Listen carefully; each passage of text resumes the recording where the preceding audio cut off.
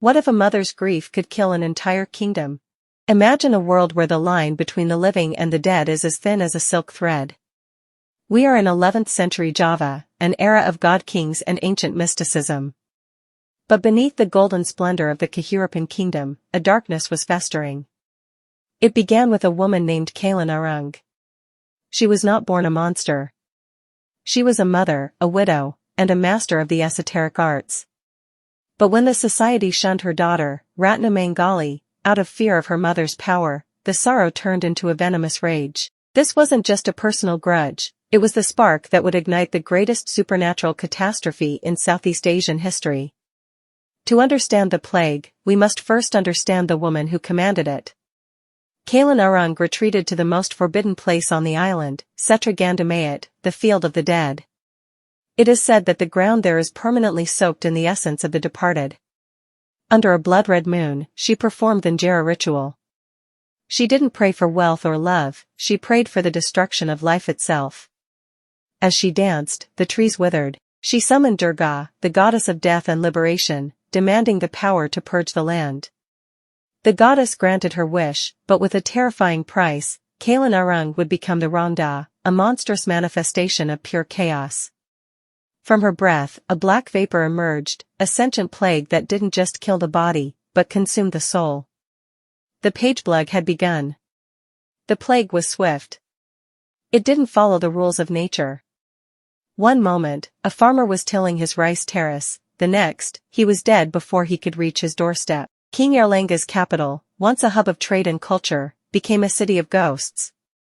The smoke from funeral pyres blotted out the sun for months. Panic turned into madness. People accused their neighbors of witchcraft. The social order collapsed. This is what the historians call a spiritual winter. It was a period where the light of the gods seemed to have abandoned the island.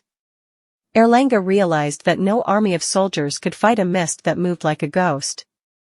He needed a bridge between the physical and the divine. Deep in the mountains lived Mpu Bahula, a hermit priest of legendary purity. He knew that Calon Arang's power came from a sacred lantar, a palm leaf manuscript containing the secrets of the left hand. To stop her, he didn't use a sword, he used a spy. He sent his disciple, Mpu Bahula, to marry Calon Arang's daughter. It was a mission of ultimate deception. For months, Bahula lived in the house of the demon queen, until he finally discovered the scroll. This manuscript was the key. It revealed that life and death are two sides of the same coin. Mpu Bahula studied the scroll, realizing that Calon Arang had twisted the teachings of liberation into teachings of destruction. He now had the formula to reverse the curse. The final battle was not fought on a battlefield, but in the realm of the spirit. Mpu Bahula confronted Calon Arang. She transformed into her most hideous form, her tongue trailing the ground, her tusks gleaming in the firelight. But Bahula remained still.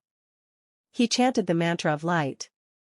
As Calon Arang attacked with flames of hate, Bahula countered with the waters of compassion. He didn't kill her to punish her, he killed her to liberate her spirit from the demon she had become.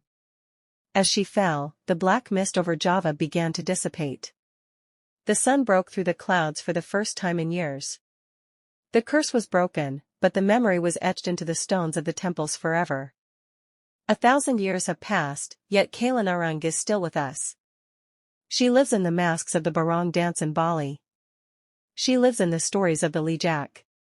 She serves as a reminder that power without wisdom is a plague, and that the greatest battles are those fought within our own hearts. Today, as the sun rises over the volcanic peaks of Indonesia, we remember the sage and the sorceress.